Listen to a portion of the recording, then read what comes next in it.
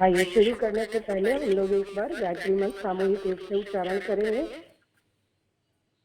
उसके बाद गुरुवर का ध्यान करते हुए, माँ सरस्वती का ध्यान करते हुए हम लोग आज की चर्चा प्रारंभ करेंगे। शब्द मेरे, भाव आप सबके, उगते हुए सूर्य का ध्यान करते हुए एक बार सामूहिक गायत्री मंत्र। ओम भूर्भुवः स्वः तत्सवितुर्वरेण्यं भर्गो देवस्य धीमहि धियो यो नः प्रचोदयात्। उस परम सत्ता गुरु सत्ता से उनका नमन बंदन, उनसे अनुमति शुरू करने की, उनसे प्रार्थना इस स्वरूप से हमारे स्वाध्याय में उपस्थित रहे और हमें आशीर्वाद प्रदान करें, ताकि हमारा निर्बाध गति से स्वाध्याय आगे बढ़ता रहे। गुरुवर गुरुता दीजिए हे पावन श्री राम, जन जन के कल्याण हित कभी न ले विश्राम, गुरुवर कभी न ले विश्राम। माँ सरस्वती से प्रार्थना कि हमारी वाणी में विराजमान हो जाए और हम अपने गुरुवर का संदेश जन जन तक पहुँचा सकें। यही ध्यान करते हुए, माँ सरस्वती का ध्यान करते हुए, ओम सरस्वती नमोस्तुभ्यं वरदे कामरूपिणी विद्यारंभं करिष्यामि सिद्धिर्भवतु मे सदा, सिद्धिर्भवतु मे सदा। ओम गुरुवे नमः, ओम सरस्वती नमः, ओम तस्मै श्री गुरुवे नमः। प्रणाम सभी को, जय गुरुदेव। आज रविवार है। आज से हम लोग का विशेष स्वाध्याय, विशेष साहित्य महाकाल और युग प्रत्यावर्तन प्रक्रिया। प्रत्येक रविवार हम लोग जैसा कि जानते हैं कि सोमवार से शनिवार हम लोग वाङ्मय नंबर 4 पढ़ रहे हैं, साधना पद्धतियों का ज्ञान विज्ञान। और रविवार हमारा विशेष होता है। इस विशेष श्रृंखला में आज से हम लोग शुरू कर रहे हैं महाकाल और युग प्रत्यावर्तन प्रक्रिया। और ये बहुत ही गुरुवर का महत्वपूर्ण साहित्य है। और हमारे लिए शुरुआत करने के लिए आदरणीय राजेश भैया, आपका बहुत बहुत हार्दिक स्वागत है भैया। आप अपना अमूल्य समय हमारे स्वाध्याय के लिए दे रहे हैं, तो ये हमारे लिए बहुत ही सौभाग्य की बात है। तो ये हमारे लिए बहुत ही सौभाग्य की बात है भैया कि आप हमारे स्वाध्याय में उपस्थित हैं। तो पिछले क्लास में भी राजेश भैया हमारे बीच उपस्थित हुए थे और हमने उनसे बहुत सारी बातें गुरुवर के साहित्य के बारे में जानी थी। भैया बेंगलोर से बिलोंग करते हैं और बहुत परिचय याद है हमें इनके बारे में, क्योंकि शब्द नहीं है मेरे पास इनके बारे में बताने के लिए। पर मैं इतना ही कहूँगी कि गुरुवर ने 5 वीरभद्र से गुरुवर थे और गुरुवर उन वीरभद्रों से अपना काम करवाते थे। वो सूक्ष्म रूप से थे, पर हम सबके बीच में राजेश भैया प्रत्यक्ष रूप में उस वीरभद्रों में से एक है। और गुरुवर का कार्य ये कितने शिद्दत से, कितने समर्पण से, तन्मयता से करते हैं। विगत कई वर्षों से 2019-20 से मैं इनसे जुड़ी हूँ, इनको देखती हूँ और इनसे बहुत ही हम सबको प्रेरणा मिलती है। तो आइए आज हम लोग शुरू करते हैं महाकाल और प्रत्यावर्तन प्रक्रिया। पिछले क्लास में भैया ने बताया था कि गुरुवर के साहित्य को हम 3 वर्गों में विभाजित कर सकते हैं। पहला, ज्ञान की धारा जो उनसे निकलती है, मैं क्या हूँ। दूसरा, गायत्री महाविज्ञान जिससे भक्ति की धारा निकलती है। और तीसरा, क्रांति धर्मी साहित्य जिससे कर्म की धारा निकलती है। और उस क्रांति धर्मी साहित्य का अमृत तत्व है महाकाल और युग प्रत्यावर्तन प्रक्रिया। श्रद्धेय द्वारा लिखित पुस्तक है महाशक्ति की लोक यात्रा, जिसके वंदनीय माता जी की पूरी जीवनी है। जिससे हम लोगों ने पढ़ा कि गायत्री तपोभूमि के निर्माण के जो मूल प्रेरणा है वो माता जी के अंतःकरण में अंकित है।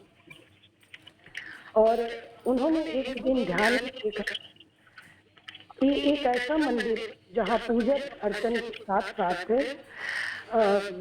वहाँ से लोकहित की अनेक गतिविधियों का संचालन हो रहा है, ये माता जी ने ध्यान की अवस्था में देखा था।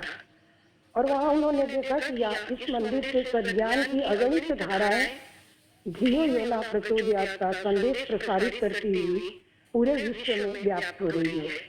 और यही से भगवान महाकाल अपनी युग प्रत्यावर्तन प्रक्रिया का सूत्रपात कर रहे हैं।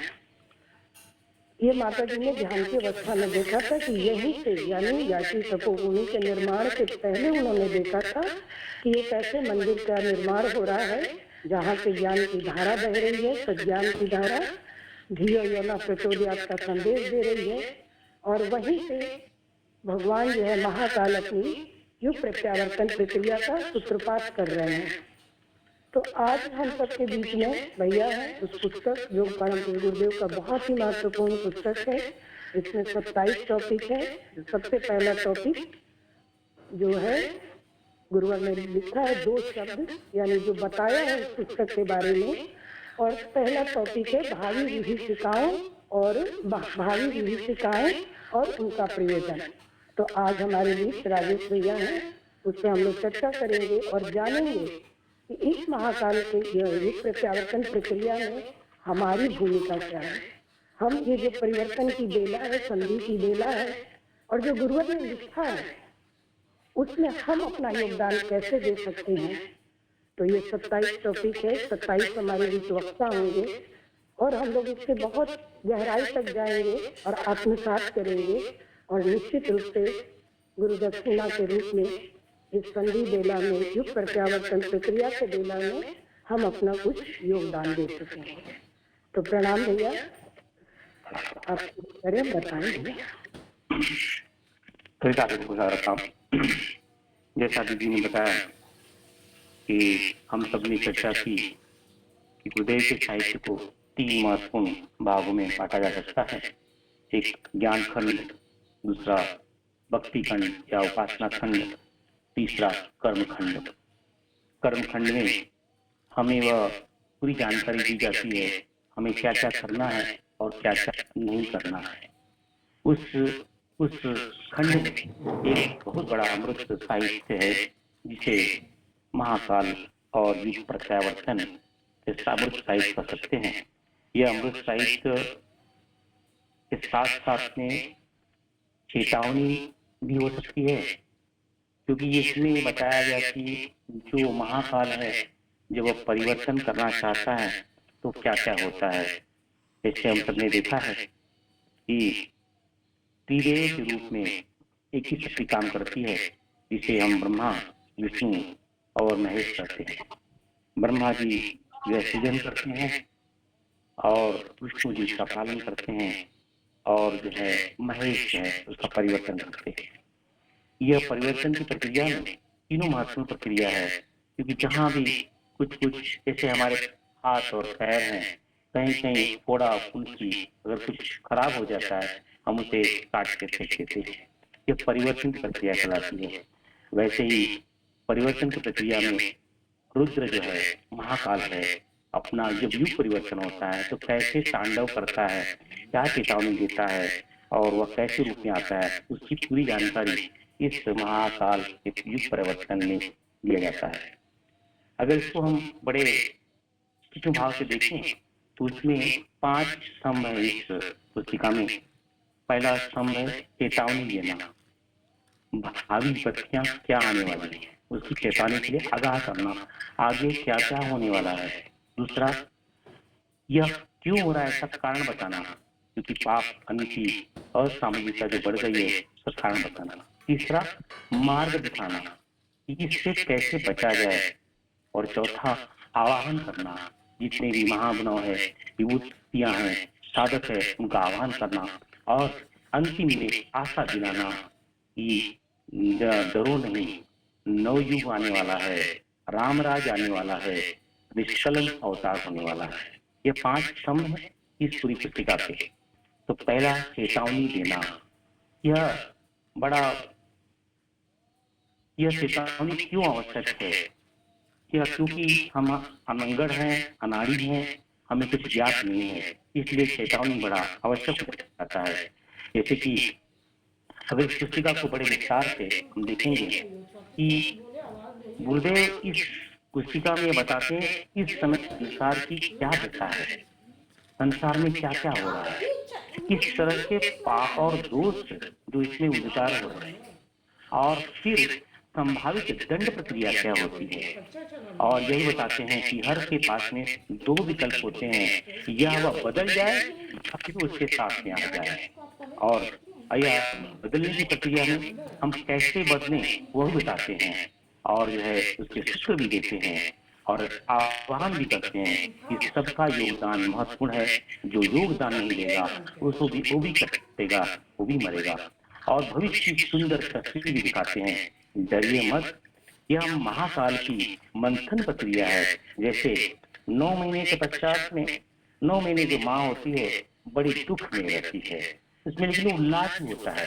जो प्रसव की प्रक्रिया होती है बड़ी कठिन होती है, लेकिन अगर इस प्रसव की प्रक्रिया से हम गुजर जाते हैं तो एक नव जीवन का जो है सृजन हो जाता है, नव जीवन का प्रकटीकरण होता है। वैसे ही जैसे ही जीविका चलेगी, महाकाल का त्रिशूल चलेगा, जो भी जीविकाएं हैं उसका नष्टीकरण होगा, उसके पश्चात में नव युग का परिवर्तन होना अवश्य है, अवश्य है। क्योंकि यह गुरुदेव ने स्वयं इसको बताया है, इसको अनुभव किया है, और महाकाल का जो तांडव चलने वाला है उसको बताया है। इसमें 27 अध्याय हैं, जिस तरह से दीदी ने बताया। 27 अध्यायों का मर्म तो आप समझ गए हैं कि 5 स्तंभों के आधार पे, और जो मैंने जो कुछ बुलेट पॉइंट बताए हैं। तो पहला उसका जो पाठ आता है, यह क्या होने वाला है, चेतावनी जो दी जाती है कि इस समय क्या हो रहा वाला है और क्यों हो रहा है। तो जो है भावी भविष्य है, ये चेतावनी जो गुरुदेव ने दिए हैं, और उसका ये ही मर्म है, यह मर्म है, यह कोई पुस्तक नहीं है, यह आत्मसात करने के लिए मार्गदर्शक है। यह कोई पुस्तिका नहीं है जिसे हम पढ़ लिए, उपन्यास की जगह से पढ़ लिए और रख दिया कहानी के माध्यम से, नहीं। यह जीवन में उतारने वाली चेतावनी है, यह मार्गदर्शिका है, इसके रूल्स हैं, वह रूल्स पूरे बताए हैं। तो पहले गुरुदेव इस भावी भविष्य यानी भविष्य में होने वाली क्या क्या घटनाएं हैं, अभी तो गुरुदेव ने बहुत पहले लिखी है, यह 85 से 90 के बीच में यह पुस्तिका लिखी है। यह घटनाएं हो रही, हमारे समझ हो रही है, हम देख रहे हैं किस तरह से आज के समय में क्या क्या हो रहा है, किस तरह से नए नए संकट प्रकट हो रहे हैं जिसकी हम कल्पना भी नहीं कर सकते, जिसमें हमारा हाथ है भी नहीं। कोई उस तरह का संकट भी हमारे सामने, हम युद्ध नहीं कर रहे हैं, फिर भी युद्ध के संकट से झेल रहे हैं क्योंकि हम मौन बने हुए हैं, इत्यादि इत्यादि। जो गुरुदेव ने 80 और 90 के बीच में जो लिखा है, वह चेतावनी जो है इसमें दी गई है। ये आने वाला क्या समय है, उसमें आने वाले समय में कुछ बहुत विपत्ति के प्रमुख कारण है। आने वाले समय में गुरुदेव लिखते हैं, पहली जो अध्याय में महायुद्ध होगा। महायुद्ध कैसे होगा? महायुद्ध यानी एक राष्ट्र दूसरे राष्ट्र से लड़ेंगे, तीसरा राष्ट्र चौथे राष्ट्र से लगेगा। इस तरह से जगह जगह पे महायुद्ध दिखाई देगा, जैसे आज हमें समय दिखाई दे रहा है। दूसरा वैज्ञानिक युद्ध होगा, यानी वैज्ञानिक युद्ध बड़ा महत्वपूर्ण होगा। अब जो है युद्ध जमीन से नहीं लड़ा जाएगा, अब युद्ध जो है आसमान से लड़ा जाएगा, जल से लड़ा जाएगा। इस तरह के युद्ध यानी वैज्ञानिक युद्ध, यानी यंत्र के माध्यम से बड़े बड़े युद्ध ले जाएंगे, तो महायुद्ध होगा। महायुद्ध के बाद में गृह युद्ध होगा, यानी घर में जो भाषा है, संप्रदाय है, प्रांत है, एक भाषा दूसरी भाषा से लड़ेगी, एक संप्रदाय दूसरे संप्रदाय से लड़ेगी, एक प्रांत दूसरे प्रांत से लड़ेगा। जब गुरुदेव ने यह लिखा होगा तो किसी ने कल्पना ही नहीं की थी कि महाराष्ट्र में मराठी और हिंदी का युद्ध हो जाएगा, बांग्ला में बंगाली और हिंदी का युद्ध हो जाएगा, तमिलनाडु में तमिल और हिंदी का युद्ध हो जाएगा। तो इस तरह का भाषा का युद्ध हो जाएगा। एक संप्रदाय दूसरे संप्रदाय से युद्ध करना शुरू कर देगा और जो है एक प्रांत दूसरे प्रांत से युद्ध करना शुरू कर देगा। यह गृह युद्ध होगा। तीसरा गुरुदेव लिखते हैं इसमें शीत युद्ध होगा, यानी वैचारिक टकराव होंगे और जो है मानसिक आंतक होगा। अब आप देखिए, आप टीवी खोल के देखिए, दो आदमी बैठे हैं, उनमें कितने तनाव है, कितने एक दूसरे को दिखना चाहिए, कितने एक दूसरे पर लांछन लगाने के लिए आता है। यह जो वैचारिक टकराव है, और एक वैचारिक टकराव नहीं, अनंत वैचारिक टकराव होंगे। इसका विचार उससे टकराएगा, उसका विचार उससे टकराएगा, तो वैचारिक टकराव होगा, यानी शीत युद्ध होगा। और साथ में गुरुदेव लिखते हैं व्यक्ति युद्ध होगा, यानी व्यक्तियों के बीच संघर्ष होगा, यानी जो मेरे पास है वह मेरे पास ही रह जाए और जो मेरे पास नहीं है वो मेरे पास में आ जाए, इसके लिए युद्ध होगा। यानी जो मेरे पास में है वह मेरे पास ही रहे, वह किसी दूसरे के पास में न जाए, और जो दूसरों के पास में वो भी मेरा हो जाए, इसके लिए युद्ध होगा, यानी व्यक्ति युद्ध होगा। और साथ में जब यह युद्ध होगा तो प्रकृति युद्ध भी होगा, यानी अकाल, भूकंप, बाढ़, अतिवृष्टि, अनावृष्टि, यानी कहीं कहीं बाढ़ आ जाएगी, कहीं कहीं सूखा हो जाएगा। यह प्रकृति युद्ध होगा। और प्रकृति युद्ध के साथ में मानसिक रोग हो जाएंगे। आप देखो गुरुदेव स्पष्ट लिखे, यह गुरुदेव की पुस्तिका जो है 85 से 90 की दशक की है, लेकिन उसमें तभी लिखे हैं कि रेडियो विकीकरण होगा, रेडियो के विकार पैदा होंगे। आप देखिए आज एक प्रत्येक घर में कम से कम जो है 5 मोबाइल है, 5 लैपटॉप है एक घर में, और एक ऐसी हर घर में 5-5 मोबाइल, हर व्यक्ति के पास में 2 मोबाइल। यह रेडियो विकीकरण होगा, आदमी के जो है शरीर और मन का विकीकरण पैदा होगा। यह गुरुदेव ने कभी लिखा है 85-90 में लिखा है, और उससे अलग तरह के मानसिक रोग होंगे। और आज के बच्चे इसमें देखिए, इनके कारण जो जानकारी हमें 60 बरस में 70 बरस में मिलती थी, वह जानकारी आज की युवा पीढ़ी को 18 वर्ष से 19 वर्ष में मिल जाती है। उनमें वह सब जानकारी 18-19 वर्ष एक टिप ऑफ द टंग में उनको जो है एक क्लिक से मिल जाता है। उनको जो इमोशन मुझे 90 वर्ष में, 80 वर्ष में, 70 वर्ष में अनुभव मिलता था, एक्सपीरियंस होता था, वह एक्सपीरियंस वो 18-19 वर्ष में कर रहे हैं। जब व्यक्ति विशेष 18-19 वर्ष में जो व्यक्ति है 90 वर्ष का 80 वर्ष के अनुभव को करेगा, तो जो है मानसिक रोना रोग तो होगा ही होगा। तो गुरुदेव लिखते हैं कि मानसिक रोग अपने प्रगाढ़ अवस्था में होगी और महामारी होगी। और जहां भी देखोगे जब मानसिक रोग बढ़ेगा, अपराध बढ़ेगा, प्राकृतिक युद्ध होंगे, व्यक्ति युद्ध होगा, शीत युद्ध होगा, ग्रह युद्ध होगा, महायुद्ध होगा, तो महामारी आने आएगी, यानी सामूहिक विक्षोभ होगा और भारी नाश होगा। और जब भारी नाश होगा तो अपराधियों की अभिवृद्धि होगी। यह मल्टीपल इफेक्ट है। महामारी आएगी, महायुद्ध होगा, ग्रह युद्ध होगा, शीत युद्ध होगा, व्यक्ति युद्ध होगा, प्रकृति युद्ध होगा, मानसिक रोग बढ़ेगा, महामारी आएगी, और फिर उसके कारण अपराध बढ़ेगा, फिर अपराध बढ़ेगा तो और महामारी बढ़ेगी। ये लूप में चला जाएगा। तो इस तरह के विवेचना गुरुदेव है पहली भाग में लिखते हैं। इस तरह से युद्ध बनने की संभावना है, और आज है ये गुरुदेव ने 90 में बताया था, और आज हम सब प्रत्यक्ष जितने भी युद्ध बताए हैं इस प्रत्यक्ष को हम देख रहे हैं। तो इसका गुरुदेव कारण बताते हैं क्या क्यों होगा। बताते हैं कि जैसे उदाहरण के बताते हैं, जैसे कभी कभी शरारती बच्चे होते हैं कि जब शरारती का बच्चे को पहले जो है अध्यापक जो है समझाते हैं, बुझाते हैं, जो मानता नहीं है उसे दंड देते हैं और कठोर दंड देते हैं। उसी तरह से जब भी यह है कोई व्यक्ति कोई चोरी करता है, डकैती करता है, तो वार्निंग करके छोड़ जाता है, लेकिन वह बार बार करता है तो राजकीय दंड दिया जाता है। और फिर गुरुदेव महाभारत का उदाहरण देते हैं कि जिस तरह से देशों ने बार बार कौरवों को समझाया, लेकिन जब समझ में नहीं आया तो पूरी कौरव सेना का निष्ठीकरण करवा दिया। जिस तरह से पागल हाथी और पागल कुत्ते होते हैं, अगर वह पागल हो जाते हैं उन्हें जो है तुरंत मौत से घाट उतार दिया जाता है। इसलिए जब इस तरह की विवेचना बढ़ेगी तो जो है शिव का तांडव होगा, और शिव के तांडव के कारण जो है ग्रह युद्ध होंगे, शीत युद्ध होंगे, व्यक्ति युद्ध होगा, मानसिक युद्ध होगा, महामारी आएगी, अपराधों की वृद्धि होगी, और साथ साथ में विश्व युद्ध अपने हर जगह पे कगार पे दिखाई देगा। आज हम देख रहे हैं एक देश दूसरे देश से लड़ रहा है, लेकिन उसका असर जन जन हम तक पड़ रहा है। हमारे घर में खाने की प्रकृति बन गई है, डीजल, गैस, पेट्रोल इत्यादि के जो है सबके जो भाव जो है बढ़ गए हैं। तो यह जो है गुरुदेव ने पहले ही लिख दिया था और हमें समझाने के लिए कि जब दांड जो है, जब महाकाल का त्रिशूल चलेगा, दंड हो तो रौद्र रूप दिखाई देगा, यह शक्ति दिखाई देगी। और गुरुदेव यही लिखते हैं, हम इस तरह से गेहूं पिसता है धान के साथ में, वैसे जो भी देशी जैसा जो है कर रहे हैं वह भी इसमें पिसे जाएंगे, कोई भी बख्शा नहीं जाएगा।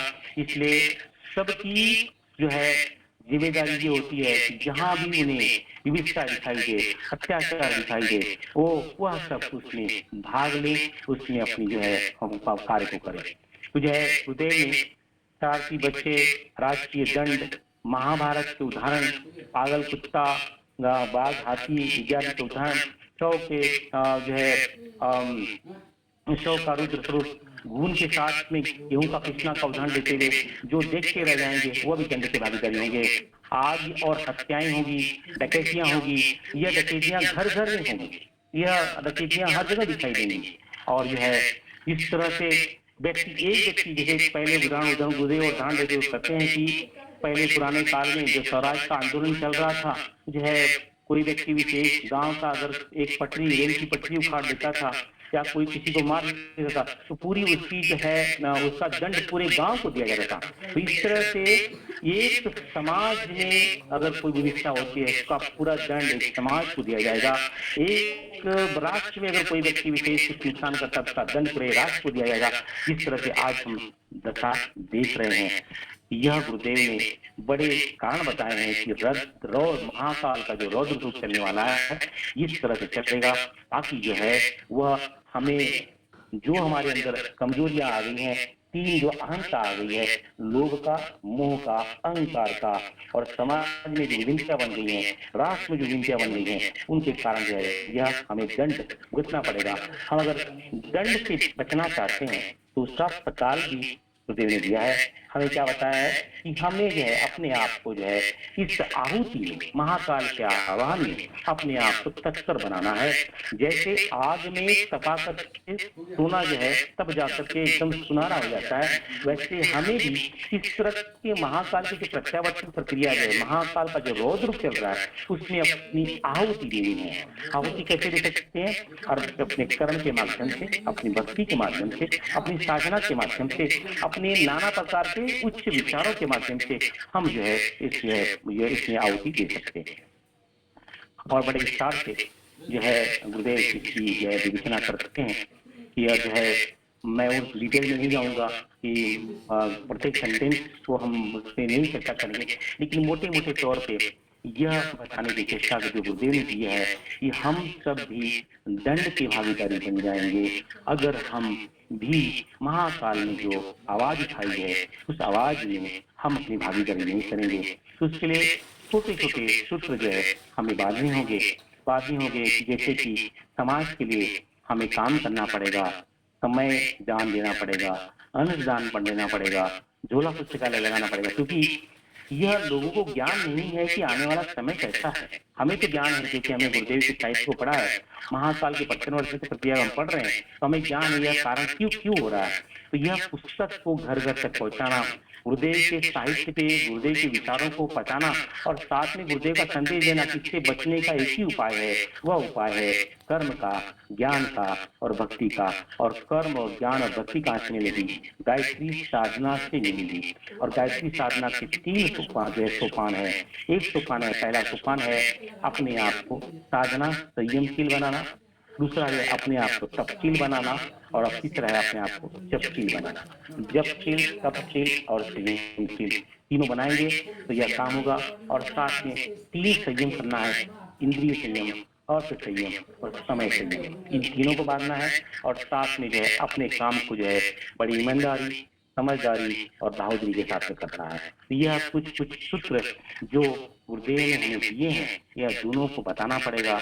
ताकि वह भी इस भावी जो विविधता है उससे वह बच सकें। क्योंकि जिस तरह से कौरवों का युद्ध हुआ, पांडवों का युद्ध हुआ, वैसा विविधता युद्ध तो जो है वह युद्ध तो एक क्षेत्र में, कुरुक्षेत्र में हुआ था। यह युद्ध गुरुदेव लिखते हैं कि हर जगह दिखाई देगा। यह राष्ट्र में दिखाई देगा, यह समाज में दिखाई देगा, यह देश में दिखाई देगा, यह क्षेत्र में दिखाई देगा, यह घर में दिखाई देगा, यह व्यक्ति में दिखाई देगा, यह हर जगह दिखाई देगा। उस समय का युद्ध तो एक क्षेत्र में बधा हुआ था, कुरुक्षेत्र में, और यह जो युद्ध है हर क्षेत्र में दिखाई देगा। यह युद्ध इसलिए गुरुदेव ने बड़े डिटेल से प्रकृति युद्ध, व्यक्ति युद्ध और महामारी युद्ध, महायुद्ध, यह विश्व युद्ध इत्यादि नामों से इसको संबोधन किया है। इसे हमें समझना होगा और इसमें भरपूर रक्तपात होगा। रक्तपात जो है शरीर से ही नहीं, मन से भी रक्तपात होगा। नाना प्रकार के रोग होंगे, मानसिक जो है संतुलन बिगड़ जाएगा लोगों के लिए। जब मानसिक संतुलन बढ़ेगा वो एक ही टैबलेट काम देगी, वह रिकम्बरा प्रज्ञा की टैबलेट काम देगी, और कोई भी टैबलेट काम देने वाली नहीं है। रिकम्बरा प्रज्ञा का टैबलेट सुबह, शाम और दोपहर यानी 3 संध्या कैसी होती है, सुबह 1 माला, दोपहर को 1 माला, शाम को 3 माला। यह टैबलेट 3 बार लेना पड़ेगा तो ही जो है मानसिक संतुलन बनेगा। यह टैबलेट हमें अवश्य रूप से लेना पड़ेगा और हमें अपनी मर्यादा को समझना पड़ेगा, जिसे वासना तृष्णा गुरुदेव बड़े स्पष्ट रूप से इस प्रथम अध्याय में लिखते हैं कि हमारी मर्यादा को हम नहीं समझेंगे तो यह बहुत बढ़ेगा। हम वासना और तृष्णा में लगे रहेंगे, अपने स्वार्थ में डूबे रहेंगे, तो आदमी चित्त को जो है स्थान नहीं देंगे, लोक मंगल का कार्य नहीं करेंगे, तो यह जो है हमारे जो है मानसिक संतुलन बिगड़ेगा। हमारे अंदर व्यक्ति का माँ जो है व्यक्ति जो युद्ध होने वाला है वो अवश्य से दिखाई देगा। हम नर की साथ बन जाएंगे, हम नर पशु बन जाएंगे। इसलिए जो है यह हमारी मर्यादा को हमें ध्यान में रखना पड़ेगा। और लोक मानस को जो संतुलन है उसमें जो है अपनी मर्यादा के साथ साथ में लोक मानस की जागृति भी करनी पड़ेगी। हम अपनी रक्षण तो करेंगे, साथ में दूसरों को भी गायत्री मंत्र की जो टैबलेट है, रिकम्बरा प्रज्ञा की जो टैबलेट है वह उन्हें देंगे ताकि वह भी उस विविधता से बच सके, जो कि यह की विविधता का एक ही सूत्र है, गायत्री। गायत्री प्रज्ञा के अलावा और कोई भी जो है टैबलेट काम नहीं देने वाला, कोई भी दवा काम नहीं देगी। तो हम सबको स्वयं गायत्री के टैबलेट को खाना है और उसको आत्मसात करना है, और साथ में हमारे जो भी संपर्क में आए उन्हें गायत्री के कैप्सूल को दे करके उन्हें आने वाले और इस समय की विविधता से बचने के लिए कैसे बचा जाए उसके लिए एकमात्र सूत्र जो है गायत्री टैबलेट को देना है। क्योंकि जो शिव का स्वरूप है, रुद्र स्वरूप, गुरुदेव बड़े विस्तार से जो है पहले भाग में बताते हैं कि रुद्र का स्वरूप बड़ा विविध है। वेदों में इसको दिखाया गया है। गले में जो है मुंडमाला होती है, सर्प होती है और भयानक रूप होता है। बड़ा जो है उसको देख करके जो है कोई देख नहीं पाता है। महाभारत आप पढ़ेंगे, महाभारत में जिसकी विवेचना जो है द्रोणाचार्य के पास में जो है का पुत्र अश्वत्थामा का जो पुत्र अश्वत्थामा जो है भगवान वेद व्यास के पास में जाता है, पूछता है कि यह जो नर नारायण यानी जो कृष्ण है यह युद्ध में हार क्यों नहीं रहा है। तो उसमें जो है महाभारत में भगवान वेद व्यास बताते हैं यह कृष्ण और कोई नहीं है, यह स्वयं नारायण है। और ये जो उसके साथ में जो अर्जुन है वह अर्जुन और कोई है, नर है। और इन नर नारायण ने उस रौद्र की जो उपासना की थी, और वहाँ पे महाभारत में बड़े विस्तार से रौद्र का जो है भयंकर रूप का विवेचना की है। वेदों में बड़ी भयंकर रूप से जो है रौद्र की विवेचना की है। शिव तो सौम है, एकाकार है, लेकिन रौद्र जो है बहुत रुद्र जो है बड़ा भयावक है और भयानक है। इसमें मुंडमाला गुरुदेव ने उससे एक झलक हमें दिखाने की कोशिश की है। वह कैसे जो है 10 दिशाओं में हाहाकार कर देता है, रौद्र रूप धारण कर लेता है, उसके त्रिशूल में खून ही खून दिखाई देते हैं। और जो है त्रिशूल के साथ में डबरू में, नाग में जो है पूरा जगह जगह जो है विविधता दिखाई देती है। अवगढ़ धानी कैसे छप्पर में खून पीते हैं, गगनचुंबी दावानल कैसे दिखाई देते हैं, चारों तरफ मल और दोष जो है किस तरह से वो दिखाई देता है। यह इस तरह के पूरे रौद्र रूप को दिखाते हैं और उसे जो है बताते हुए कहते हैं कि जो निर्दोष हैं वो भी दिखने वाले जो निर्दोष हैं वो भी दोषी माने जाएंगे। ये जो इससे अपने आप को बचा कर रखेगा कि अपने आप को तो गायत्री का टैबलेट लेगा, लेकिन जो बाजू वाला है वह मानसिक संतुलन, ग्रह युद्ध, व्यक्ति युद्ध से डर रहा है, उसे अगर गायत्री का टैबलेट नहीं लेगा तो उससे भी दंड दिया जाएगा, क्योंकि वह आपके संपर्क में था तो आपने उसे कई क्यों नहीं वह टैबलेट दिया।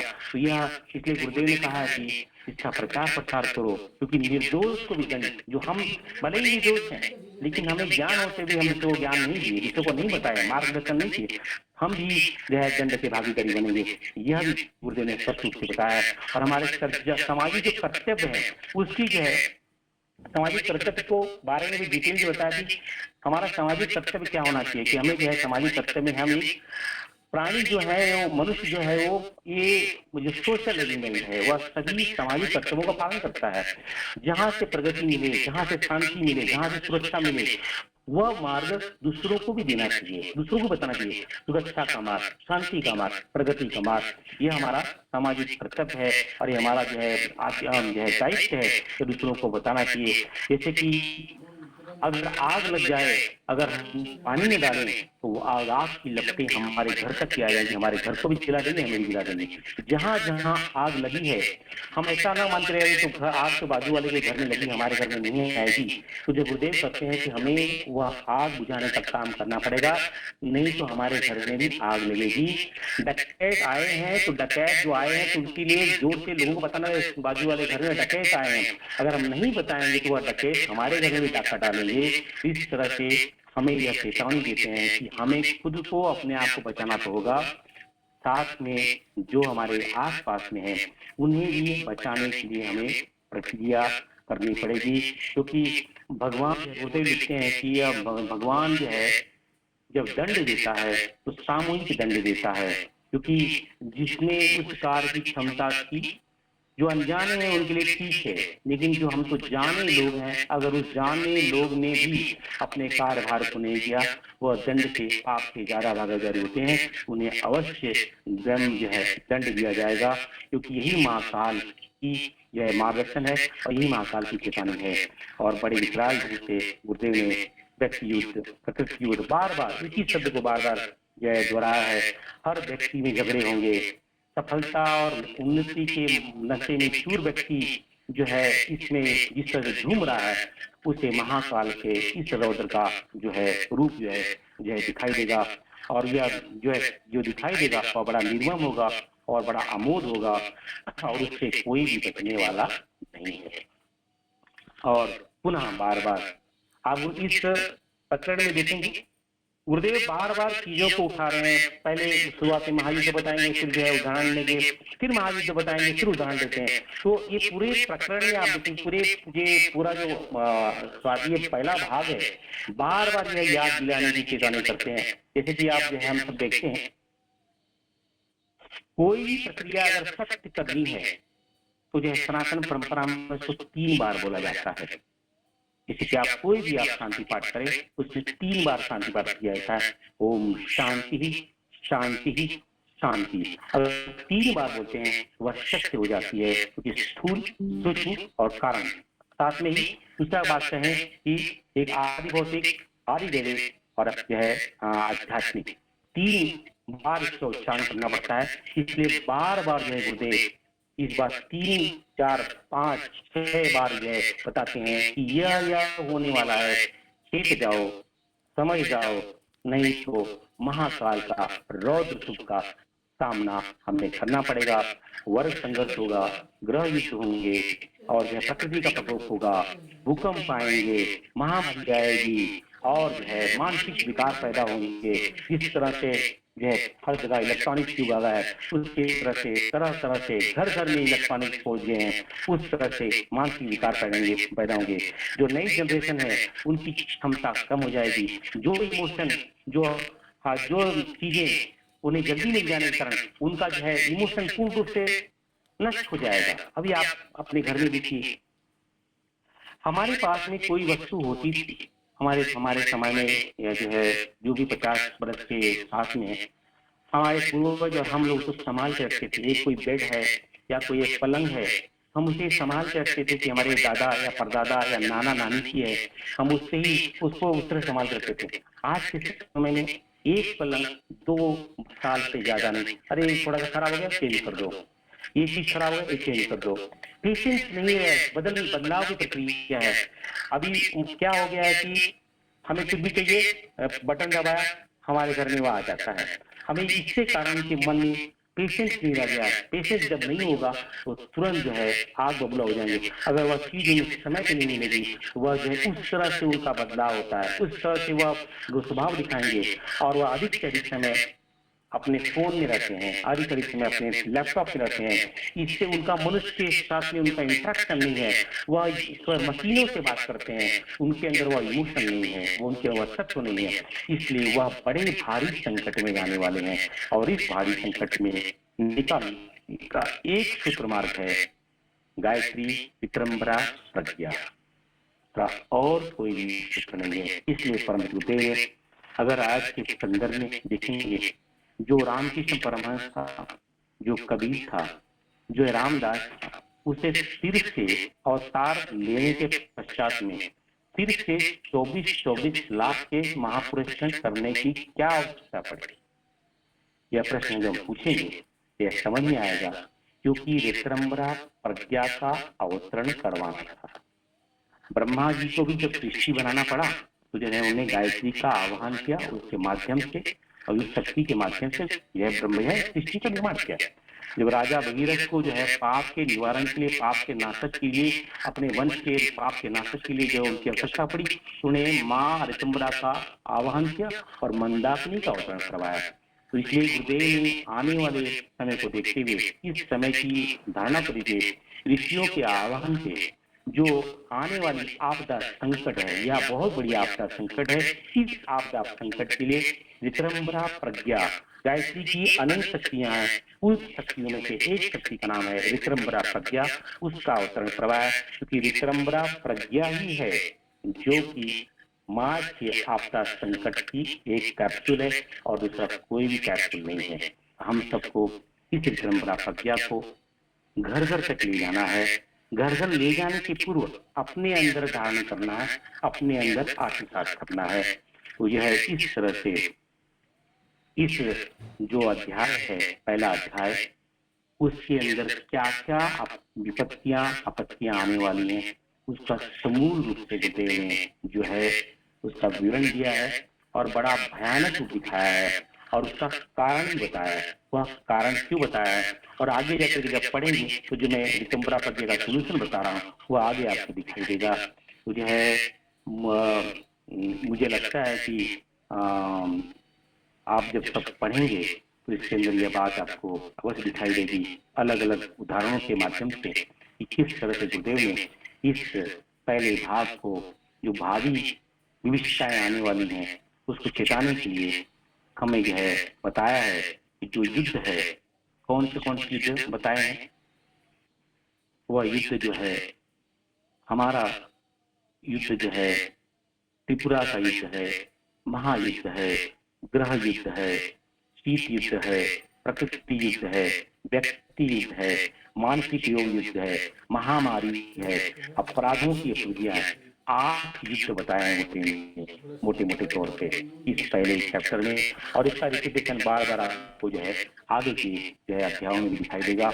यह पृष्ठभूमि है और इस पुस्तिका का 5 स्तंभ है। फिर से बता दे रहा हूँ, इसमें पुस्तिका के माध्यम से परम गुरुदेव हमें क्या बताना चाहते हैं। पहला, चेतावनी देना चाहते हैं, भावी विपत्तियां किस ढंग से होंगी। दूसरा, उसका कारण बताते हैं, यह क्यों होगी भावी विपत्तियां। और तीसरा, मार्ग दिखाते हैं, उसके लिए कैसे बचा जाए। और चौथा, आवाहन करते हैं कि सभी का आह्वान करते हैं कि इसमें अपनी भाग लीजिए। और पांचवा, आशा दिला सकते हैं हमें आने वाला समय में निष्कलंक अवतार होने वाला है, राम राज्य होने वाला है, नवयुग होने वाला है। तो 5 इस पुस्तिका के 5 प्रस्तार बिंदु है। शुरुआत में आपको चेतावनी दिखाई जाएगी। आज का जो भाग था वह चेतावनी का भाग था। आप सभी साधकों का पुनः सादर प्रणाम। तस्मै श्री गुरुवे नमः। आप सब मिल करके इतने उच्च कोटि के जो पुस्तिका है उसको आत्मसात कर रहे हैं। मेरी परम गुरुदेव से यही प्रार्थना रहेगी, आप सब इसे सिर्फ पठन और पाठन तक ही सीमित न रखें, इसे जीवन में उतारने की चेष्टा करें। और यह जीवन में कब उतरेगा, जब हमारे जीवन में विक्रम्बा प्रज्ञा स्थापित होगी। जितना भी समय मिले उतना समय विक्रम्बा प्रज्ञा का आवाहन करें। अपने जीवन में गायत्री के ध्यान, गायत्री का जप और गायत्री का स्वाध्याय अवश्य करें। अगर जिस तरह से मैंने पहले 3 सूत्र बताए थे, जिस दिन स्वाध्याय नहीं उस दिन का जो दोपहर का भोजन नहीं, जिस दिन ध्यान नहीं उस दिन रात्रि का भोजन नहीं, जिस दिन जप नहीं उस दिन सुबह का नाश्ता नहीं। यह सूत्र भी अपने जीवन में उतारें। विक्रम्बरा प्रज्ञा ही एकमात्र सोल्यूशन है इस विविधता से बचने के लिए। पुनः आप सब गायत्री के साधक हैं और मिल बैठ करके चिंतन कर रहे हैं। सचमुच आप बड़े भाग्यशाली हैं। आपके चरणों में कोटि कोटि नमन वंदन, नमन वंदन, नमन वंदन। तस्मै श्री गुरुवे नमः, तस्मै श्री गुरुवे नमः, तस्मै श्री गुरुवे नमः। अब किसी साधक का कुछ प्रश्न हो तो मेरी क्षमता मेरे अधिकार में रहेगा तो उसको बताने की चेष्टा करें।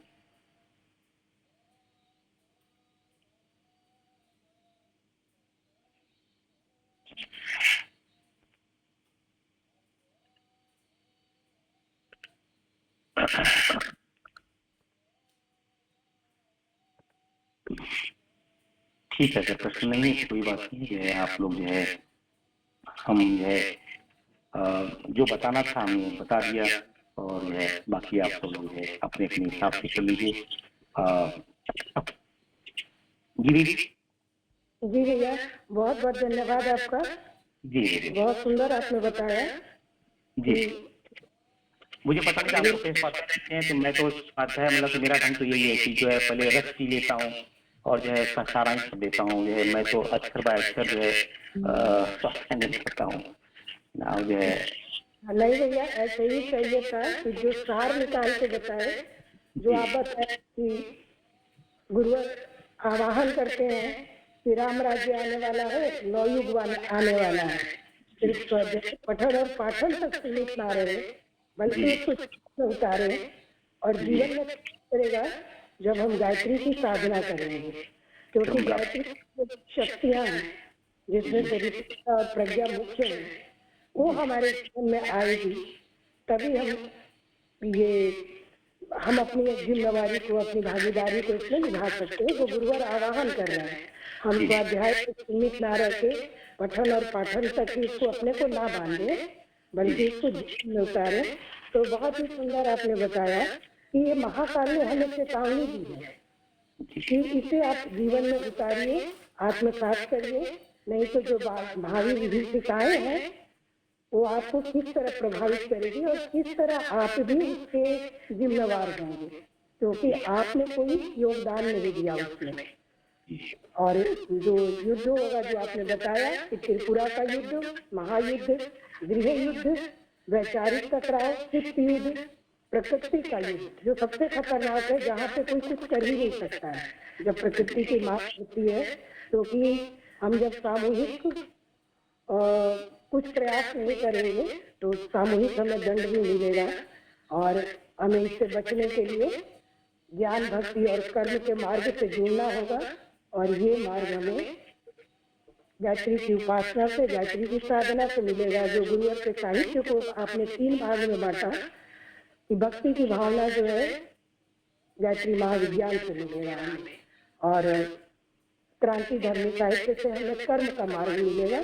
तो बहुत अच्छा हमने जाना कि हम अपना परिष्कार करते हुए औरों को भी किस तरह इसमें हम शामिल करें। धियो यो न प्रचोदयात् का जो संदेश है वो जन जन तक कैसे पहुंचाए, ये इस पाठ को पढ़ के और आपकी चर्चा से हमने जाना कि जब तक हम अपने सामाजिक कर्तव्यों को पूरा नहीं करेंगे तब तक हम भी दंड के भागीदार होंगे। तो गुरुवर बार बार चेता रहे हैं कि सुधर जाओ, संभल जाओ, नहीं तो महाकाल का जो रौद्र रूप होगा उससे तुम बच नहीं सकते। तो बहुत सुंदर हमने आपसे जाना भी, बहुत बहुत धन्यवाद आपका। अब आगे प्रश्नों के उसमें चलते हैं। किसी के अगर कोई प्रश्न मैं और बोलना चाहूंगा कि पहले आत्मसात कीजिए, फिर दूसरों को आत्मसात करने के लिए उसको मार्गदर्शन कीजिए। ऐसा ना हो जाए सिर्फ दूसरों को बताएं और स्वयं ना करें। पहले गायत्री का जप ध्यान स्वाध्याय स्वयं करें और साथ में उसके बाद में गायत्री का जप स्वाध्याय ध्यान दूसरों को बताएं। ऐसा ना हो कि हम सब दूसरों को बता रहे हैं कि आप जप स्वाध्याय ध्यान करके कि महाकाल का तांडव होने वाला है। तो महाकाल ये नहीं दिखने वाला है कि भाई जो किया है वो तो उसको दिखाई देता है ना। स्वयं दो द्वंद है, पहले अपने करो फिर जो है दूसरे को करो। दोनों प्रकार का पालन करो और बताओ। सॉरी आपको इंटरप्ट किया।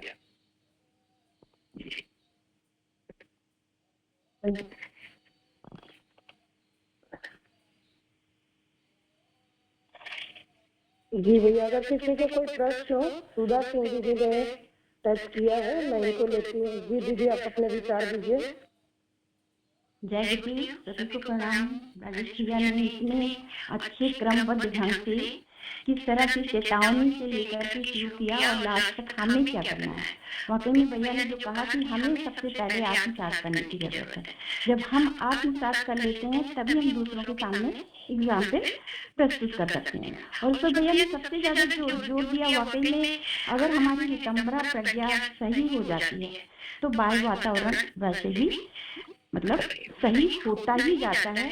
तो भैया एक प्रश्न है मेरा कि जैसे रितंबरा प्रज्ञा अगर हमारी सही होती है, यानी हमारे ऊपर अगर हमारी चेतन प्रकृति का अगर सुधार जैसे जैसे होता जाएगा, रितंबरा प्रज्ञा हमें वास्तविकता का पता चल गया कि हम क्या हैं, तो किस तरह की सृष्टि की जड़ प्रकृति का कहते हैं ना, चेतन प्रकृति का सृष्टि की जड़ प्रकृति से बहुत ही महत्वपूर्ण संबंध है। तो मैं जरा मतलब आपसे इस विषय को थोड़ा सा और स्पष्ट कर दें कि किस प्रकार से मनुष्य की चेतन प्रकृति का सृष्टि की जड़ प्रकृति पर प्रभाव पड़ता है। क्योंकि कहते हैं ना कि जैसा हमारा आसपास का वातावरण होता है, अगर हम अच्छे होते हैं तो आसपास का वातावरण अच्छा होता है, और अगर हम बुरे होते हैं तो आसपास का वातावरण भी वैसे होता जाता है। तो भैया इसको चेतन प्रकृति और सृष्टि की जड़ प्रकृति से कितना महत्वपूर्ण संबंध है, इस विषय को मतलब इनको आप स्पष्ट और कर दें तो बहुत ही कृपा होगी।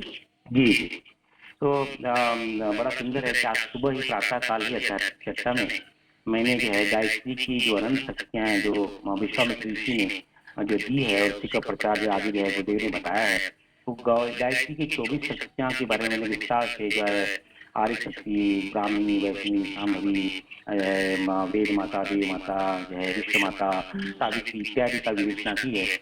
इन 24 शक्तियों में तो 12 जो है ज्ञान के पक्ष हैं, 12 विज्ञान के पक्ष हैं। इन 12 योग और 12 विज्ञान के पक्ष में एक ही शक्ति है जो है आत्मसात किया जाता है, वो है वितंबरा प्रज्ञा। बाकी के तो सब तत्व ज्ञान है, और जो दो शक्तियां हैं वो प्रत्यक्ष हैं, मंदाकिनी और पैश्वनी, और जो गौ माता और गंगा माता की में दिखाई देती है। जब व्यक्ति विशेष जो वितंबरा प्रज्ञा से जुड़ता है तो वितंबरा प्रज्ञा की जो मानव का शरीर है, स्थूल शरीर, सूक्ष्म शरीर और कारण शरीर से जो है बना हुआ है।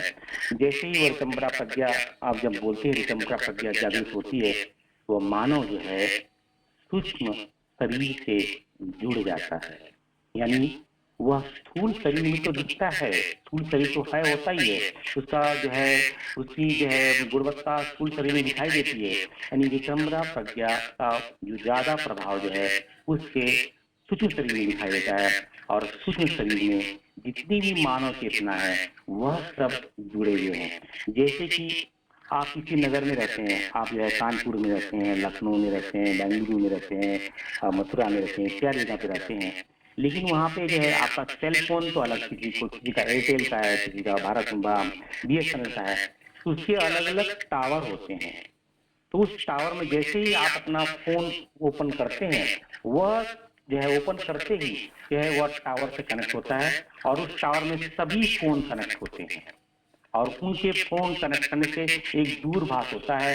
आप किसी भी नेटवर्क को, बीएसएनएल के हो या वोडाफोन के हो या एयरटेल के हो, आप जब फोन करते हैं वह व्यक्ति विशेष से आपकी चर्चा हो जाती है। तो जैसे ही ऋतंभरा प्रज्ञा जागृत होती है, उसका पूरा कनेक्शन पूरे मानव जाति के सूक्ष्म शरीर से हो जाता है और वह ट्रांसफर करता है अपनी चेतना को। इसका बहुत बड़ा उदाहरण जो है महर्षि रमन, महर्षि अरविंदो के माध्यम से मिलता है।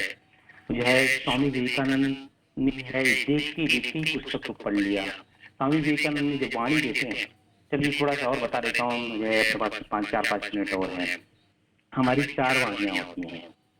ये हम जो बोल रहे हैं इसको वैखरी कहते हैं। दूसरी वाणी होती है मध्यमा वाणी होती है, तीसरी जो है परा होती है, चौथी पश्चिम की होती है। इसके 4 अक्षर हैं। इसको समझने का ऐसा है कि जैसे मुझे यहाँ से बेंगलुरु से अगर हरिद्वार जाना है, चल के जाना है, मुझे 5 महीने लगेंगे। अगर मैं बाइक से जाऊँगा मुझे जो है 15 दिन लगेगा। अगर मैं ट्रेन से जाऊँगा मुझे 48 घंटे लगेगा। लेकिन मैं जो यही मैं फ्लाइट से जाऊँगा मुझे 3 घंटे लगेंगे। लेकिन मैं जेट से जाऊँगा तो 1 मिनट लगेगा। वैसे ही जब हम साधना वैखरी से करते हैं, वैखरी जो हमारी जो प्रकृति की स्थूल वाणी है, उससे साधना करने में जो है जागृति होने में समय लगता है। उससे उत्तम है उपांशु, उपांशु से उत्तम है मध्यमा, क्योंकि मध्यमा में मन काम करता है। और मध्यमा से उत्तम है परा, क्योंकि परा में प्राण काम करता है।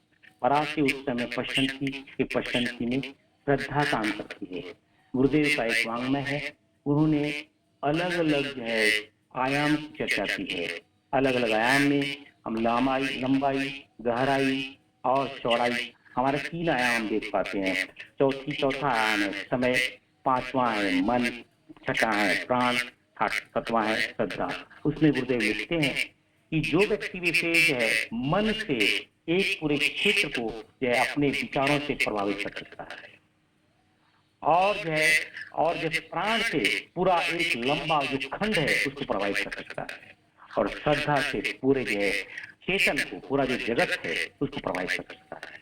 तो जो व्यक्ति विशेष का जितनी जितनी प्रज्ञा ब्राह्मी जागेगी, यानी ये ऋतंभरा प्रज्ञा जो ब्रह्म में जागेगा, उतना उसके संपर्क में जो है अलग अलग जितने लोग आएंगे वह शांत होते जाएंगे। अपनी गायत्री चरित्र क्या है? ह्रीं श्रीं क्लीं प्रभा उभा, जो है पहला जो माता जी बोलती हैं उसमें क्या है, जैसे ह्रीं श्रीं क्लीं हम जागृत करते हैं, वह जागृत होती है तो जो है उसका जो प्रकाश है हमारे शरीर में आता है। जब वो प्रकाश शरीर में आता है तो हमें शांति हुआ, हमारे शरीर में शांति आती है। जब शांति आती है हम जो हमारा शरीर जो है हमारा कांतिवान हो जाता है, और जब कांतिवान हो जाता है उसकी प्रभा जो है फैलने लगती है, और जब प्रभाव फैलने लगती है इसमें संपर्क में जितने लोग आते हैं वह सब शांत हो जाते हैं। इसलिए आप ऋषियों के संपर्क में जाते हैं, किसी ऋषि के आश्रम में जाते हैं, वहाँ देखते हैं वहाँ बिल्ली और कुत्ता दोनों साथ के रहते हैं। वहाँ जाके आपको लगता है बड़ा कुछ अजीब हो गया, बड़ा शांत, बड़ा मन बड़ा बेचैन था, बड़ा शांत। वह आपका प्रभाव नहीं है, क्योंकि उन्हें ह्रीं श्रीं क्लीं शांति प्रभा कांति जो मंत्र जो आगे बताया गया उसके माध्यम से हमें शांति दिखाई देती है। जैसे ऋतंभरा प्रज्ञा आती है उससे जो है सूक्ष्म शरीर का जो मेन कनेक्शन बनता है। तो जो इतनी ऋतंभरा प्रज्ञा हमारी जागृत होगी, हमारे संपर्क में जितने लोग भी आएंगे वह सब शांति के प्रत्यय क्षेत्र में आ जाएंगे। आपका प्रश्न जो है उसको थोड़े से शब्दों में बताना कठिन था, लेकिन मैं फिर भी उसको 4-5 मिनट बताने की चेष्टा की। उसके लिए एक लंबी 3-4 घंटे की प्रक्रिया बताना पड़ेगा। ऋतंभरा प्रज्ञा क्या है, ब्राह्मी क्या है, जो है ह्रीं श्रीं क्या है, 3 ग्रंथियां क्या है, 3 शरीर क्या है, जब बड़े विस्तार से चर्चा करनी कर सकता है। लेकिन आशा कर सकता हूँ कि इस संक्षिप्त उत्तर में आपके प्रश्न के शंका का समाधान हुआ रहेगा। ऐसी आशा करता हूँ। अगर नहीं हुआ रहेगा तो फिर से चर्चा कर सकते हैं। नहीं भैया, काफी हद तक हो गया कि चेतना हमारी जैसे जैसे सूक्ष्म से सूक्ष्मतर होती जाती है वैसे वैसे सृष्टि के जड़ पदार्थों पर भी प्रभाव पड़ता जाता है। आपने बहुत अच्छे ढंग से बताया कि मन, प्राण और श्रद्धा किस तरह से वो जब हमारे आसपास के वातावरण को कितना प्रभावित कर देती है। बहुत ही सुंदर ने भैया बताया, बहुत अच्छे से समझ में आ गया और शायद बिल्कुल फील हो गया। धन्यवाद भैया, धन्यवाद। तस्मै श्री गुरुवे नमः, तस्मै श्री गुरुवे नमः। आप सभी से कुछ मांगना चाहूंगा, आप सभी भी कभी भी जो है कुछ बोले तस्मै श्री गुरुवे नमः, क्योंकि सब कुछ गुरु चरणों में है। न जो है न किसी का शुक्रिया अदा करें, न मुझे धन्यवाद बोले, न साधुवाद बोले। तस्मै श्री गुरुवे नमः।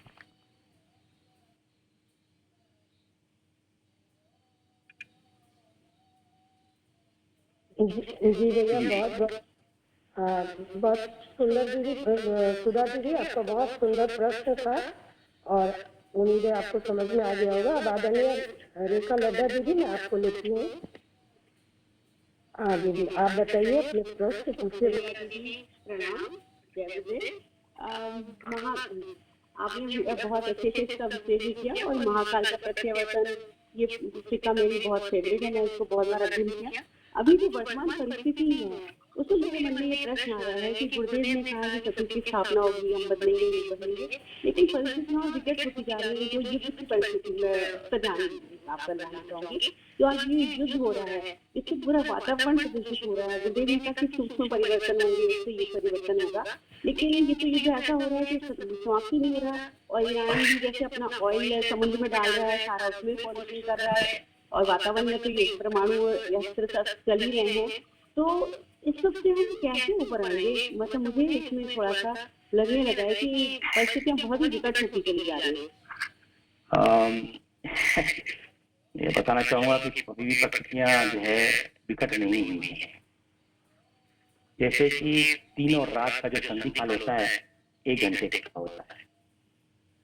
पक्ष, कृष्ण पक्ष और शुक्ल पक्ष का जो संधि काल होता है वह 1 दिन का होता है।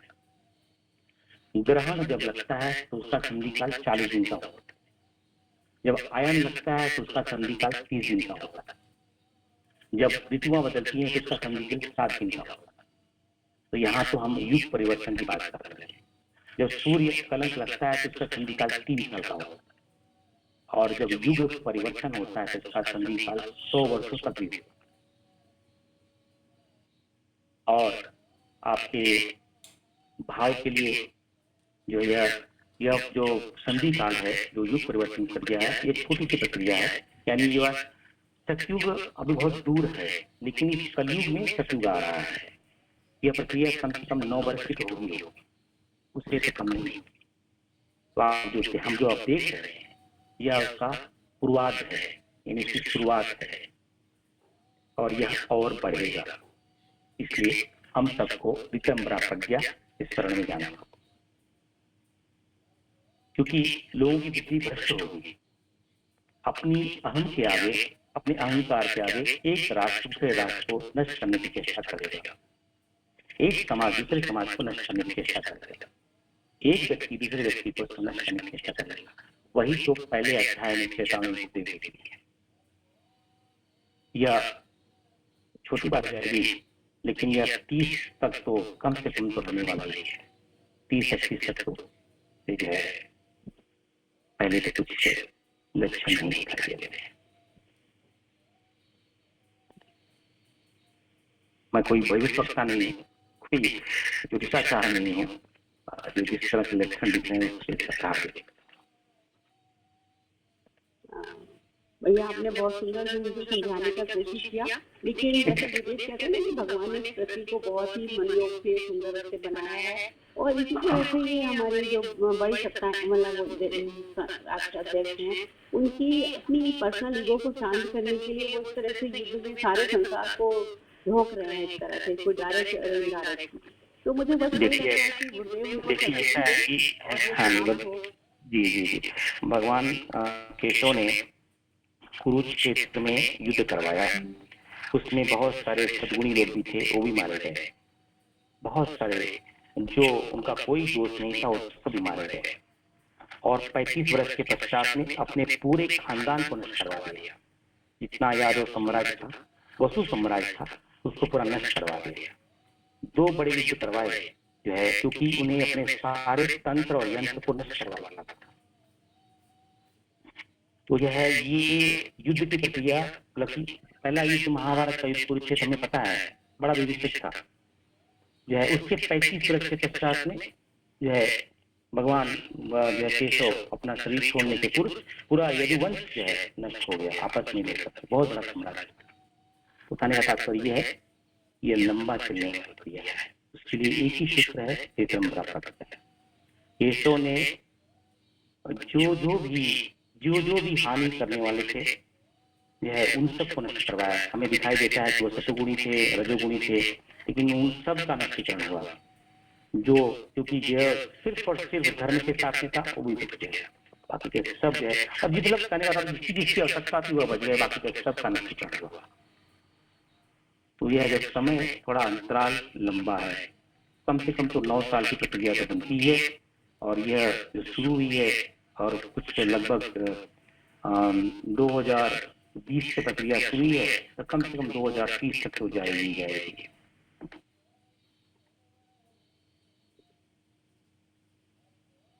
ठीक है भैया, आपने बहुत अच्छे से समझाने की कोशिश की। मेरे मन में प्रश्न आता रहता है कि ये पृथ्वी कैसे बचेगी, इतना पॉलिटिंग कर रहे हैं, तो बस मैं वही आपके सामने प्रश्न। मैं आपसे एक प्रश्न मैं आपको बताना चाहूंगा।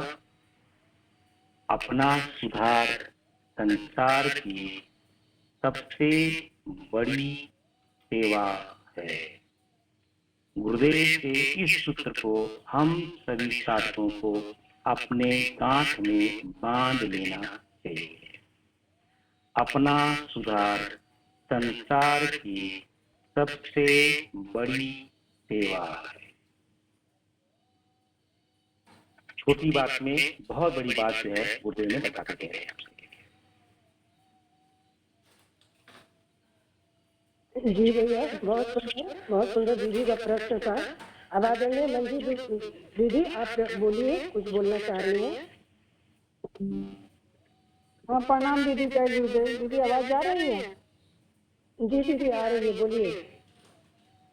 दीदी भैया के बात सुन करके एकदम जैसे लगता है कि कोई शब्द नहीं है कहने के लिए कि क्या कहें।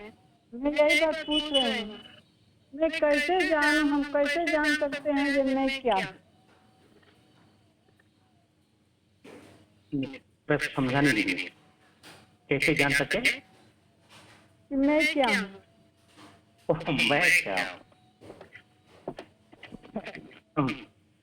मैं क्या हूँ पुस्तिका में गुरुदेव ने पहले से एक सवाल किए हैं। मैं कौन हूँ, मैं क्या हूँ?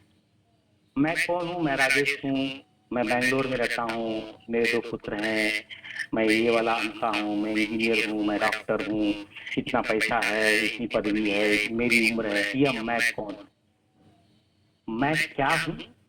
मैं तो शाश्वत, अजन्मा, अनंता, अखंड, अनादि पर ब्रह्म परमेश्वर।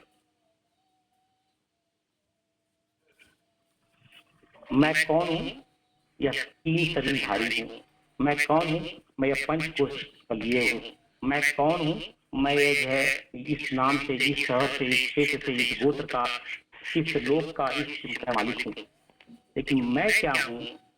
मैं तो अखंड, अनंत, अनादि, शाश्वत, नित्य, परब्रह्म, परमेश्वर, शिव हूँ, शिव हूँ, शिव हूँ।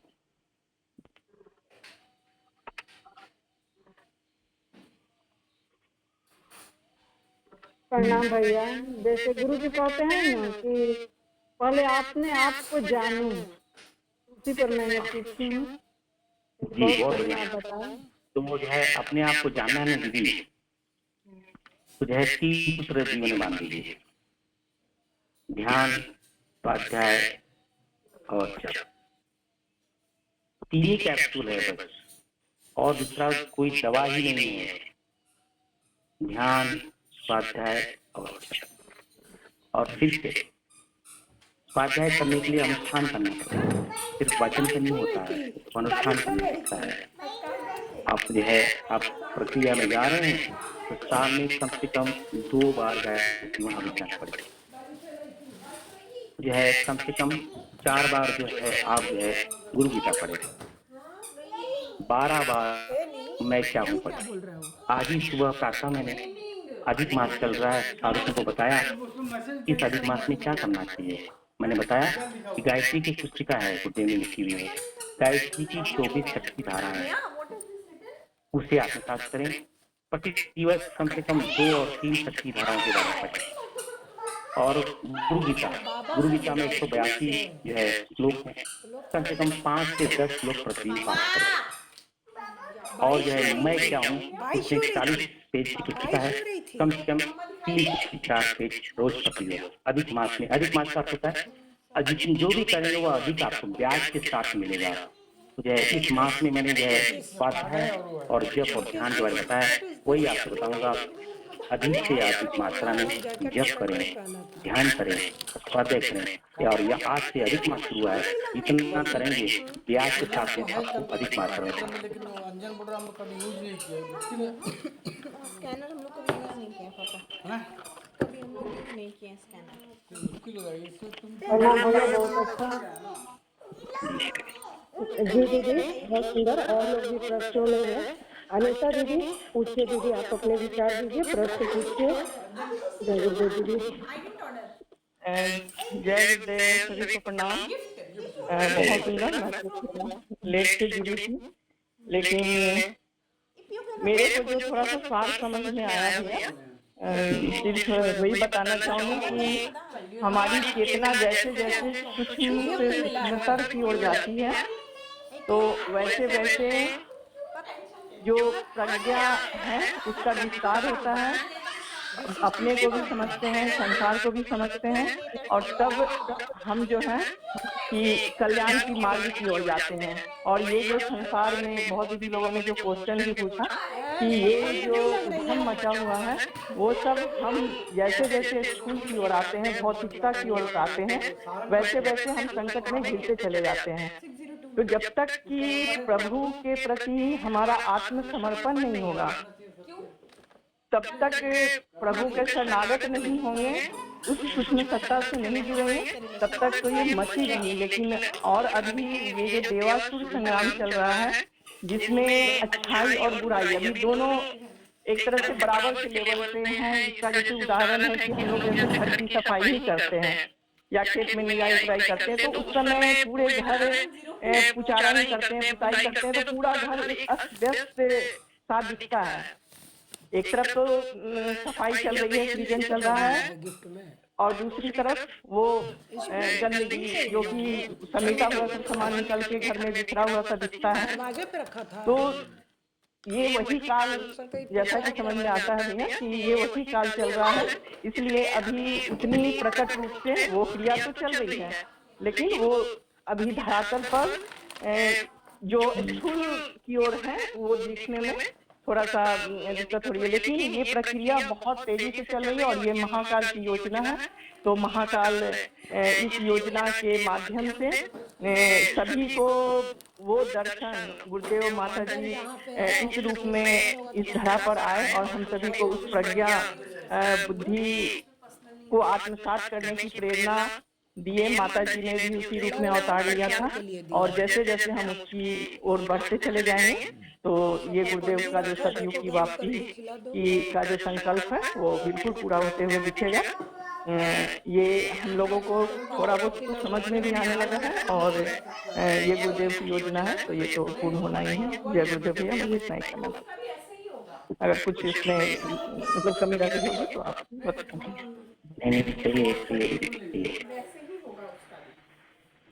जी दीदी, बहुत सुंदर। आपके भी जो चिंतन मनन आपने किया वो बहुत ही अच्छा है कि जो अभी बाबा आपको ठंड नहीं लग सफाई रही की क्या? प्रक्रिया चल रही है, वही वो समय है। दीदी आप अपना म्यूट कर लीजिए। तो भैया अब हम लोग का समय हो गया, तो अब हम लोग समापन की ओर आगे बढ़ते हैं। और अब किसी के प्रश्न भी नहीं है, विचार भी नहीं है। अब अगले हफ्ते हम लोग फिर इस पर चर्चा करेंगे। तो आइए अब हम लोग आज हमारा आज का 8वां संकल्प है, और ये है अब आज उनका मन नहीं है कि चारों ओर मधुरता, स्वच्छता, सादगी एवं सज्जनता का वातावरण उत्पन्न करेंगे। तो वही जो अभी हम लोगों ने जाना कि हम खुद भी परिष्कृत होंगे, और खुद जब परिष्कृत हो जाए, वितंबरा प्रज्ञा हमारे अंदर जब अवतरित होने लगे, तो हम सज्जनता का वातावरण उत्पन्न करने के लिए औरों को भी अपने साथ जोड़ेंगे। दूसरा, आइए हम लोग स्वाध्याय की पुष्पांजलि समर्पित करते हैं। क्या खाना है? जो भी आज हम लोगों ने अरे आत्मसात नहीं, किया, ये खत्म हो गया। कल बोले थे ना कि पापा को जाके बोलिए। सामूहिक रूप से हम लोग समाधि पे चलेंगे, शांति गुण चलेंगे और सब कुछ गुरुवर के चरणों में समर्पित कर देंगे। ओम यज्ञेन यज्ञमय जनित देवाः तानि धर्माणि प्रथमान्यासुन तेहनासं महिमानः सचन्त यत्र पूर्वे साध्या सन्ति देवाः। ओम स्वाध्याय पुष्पांजलि समर्पयामि। शांति पाठ। ओम सहनावतु सहनौ भुनक्तु सह वीर्यं करवावहै तेजस्विनावधीतमस्तु मा विद्विषावहै। ओम शांति शांति शांति। ओम ऐं श्री गुरु चरण कमलेभ्यो नमः। सब कुछ गुरुवर के चरणों में समर्पित है और जो गुरुवर ने चेतावनी दी है उसको हम आत्मसात करते हुए उस पर हम अपनी जिम्मेदारियों को समझेंगे, अपनी भागीदारी को निभाएंगे इस महाकाल के युग प्रत्यावर्तन प्रक्रिया में। तो सभी का बहुत बहुत धन्यवाद। और अगले हफ्ते, अगले रविवार इस पुस्तक के माध्यम से, इस परम पूज्य गुरुदेव के विचारों के माध्यम से अगले रविवार को भी विशेष बनाएंगे। तब तक के लिए हम लोग आज विदा लेते हैं। बहुत बहुत धन्यवाद सभी का। प्रणाम भैया। तस्मै श्री गुरु नमः। तस्मै श्री गुरु नमः। तस्मै श्री गुरु नमः। प्रणाम सभी को। आइए अब हम लोग प्रणाम का क्रम कर लें, फिर समापन करते हैं।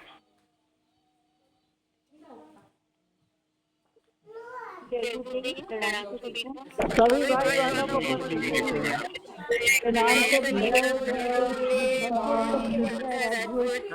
प्रणाम दीजिए सभी को। जय गुरुदेव।